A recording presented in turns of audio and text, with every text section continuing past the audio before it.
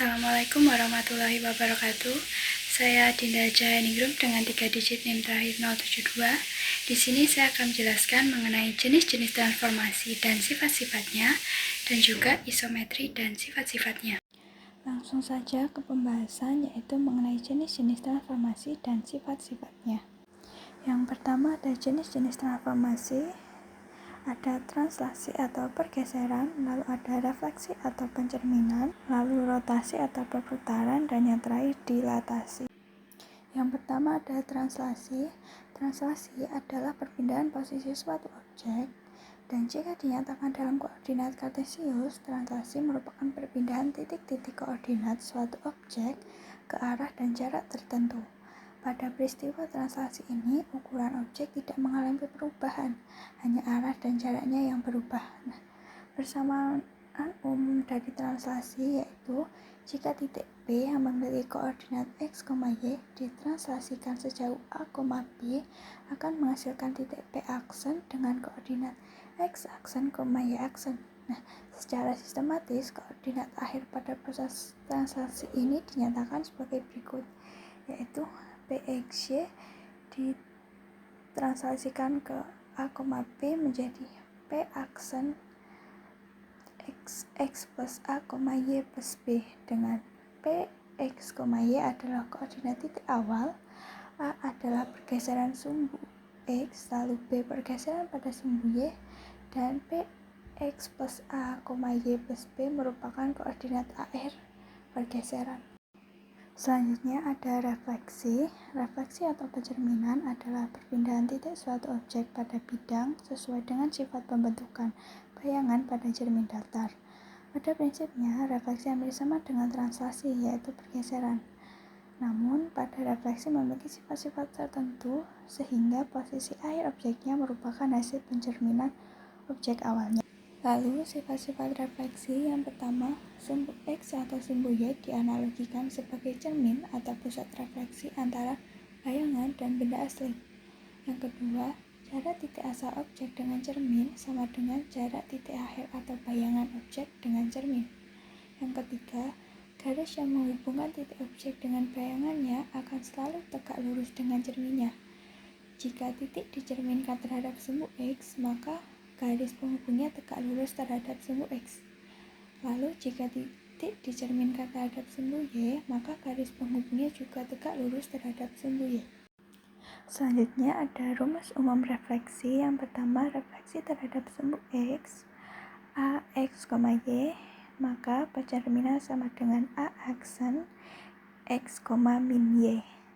Lalu refleksi terhadap sumbu Y, A, X, Y, maka pencerminan sama dengan A aksen min X, Y. Lalu refleksi terhadap garis Y sama dengan X, A, X, Y, maka pencerminan sama dengan A aksen Y, X.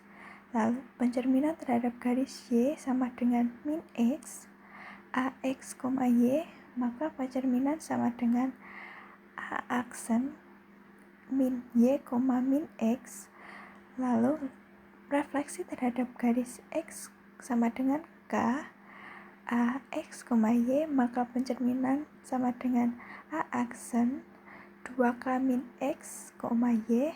Dan yang terakhir, refleksi terhadap garis Y sama dengan K, A, X, Y, maka P sama dengan A aksen X, 2K min Y. Selanjutnya ada rotasi. Rotasi adalah perubahan posisi suatu titik atau bidang dengan cara diputar dengan sudut tertentu. Rotasi berpatokan pada sudut untuk mengubah posisi titiknya. Sudut yang dipakai biasanya ada sudut 90 derajat, 180 derajat, dan 270 derajat. Sifat-sifat rotasi. Rotasi memiliki arah dan sudut besar. Lalu, jika diputar searah jarum jam, sudutnya akan bernilai negatif. Lalu, jika diputar berlawanan arah jarum jam, sudutnya akan bernilai positif. Selanjutnya, rumus umum rotasi ada dua, yaitu rotasi terhadap titik pusat 0,0. Jika 90 derajat dari X, Y menjadi min Y, X. Jika 180 derajat dari X, Y menjadi min X, min Y. Dan jika 270 derajat dari X, Y menjadi Y, min X. Yang kedua, rotasi terhadap titik pusat A, B dari X, Y menjadi A plus X min A cos theta min Y min B sin theta, B plus X min A sin theta plus Y min B cos theta.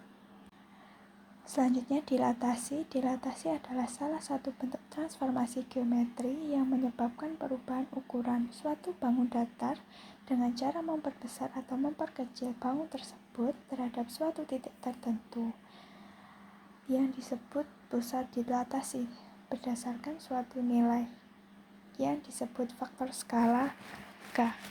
Lalu ada rumus umum dilatasi. Yang pertama, dilatasi titik P, X, Y dengan pusat O 0,0 dan faktor skala K. Px, Y dilatasi 0, K menjadi P aksen Kx, Ky. Yang kedua, dilatasi titik P, X, Y dengan pusat A, B dan faktor skala K, maka Px, Y dilatasi A, B, K menjadi P aksen K kali X min A plus A, K kali Y min B plus B. Selanjutnya ada isometri dan sifat-sifatnya. Definisi dari isometri yaitu suatu pencerminan atau refleksi pada sebuah garis G adalah suatu transformasi yang mengawetkan atau mempertahankan jarak atau dinamakan isometri. Sifat-sifat isometri sendiri yaitu yang pertama, memetakan dari garis menjadi garis, kedua, mengawetkan besar sudut antara dua garis, dan yang ketiga, mengawetkan kesejajaran dua garis. Dan yang terakhir ada jenis-jenis isometri. Yang pertama, isometri langsung. Suatu transformasi T disebut langsung jika dan hanya jika transformasi itu mempertahankan orientasi. Yang kedua, isometri lawan, yaitu transformasi T disebut transformasi lawan jika dan hanya jika transformasi itu mengubah arah orientasi.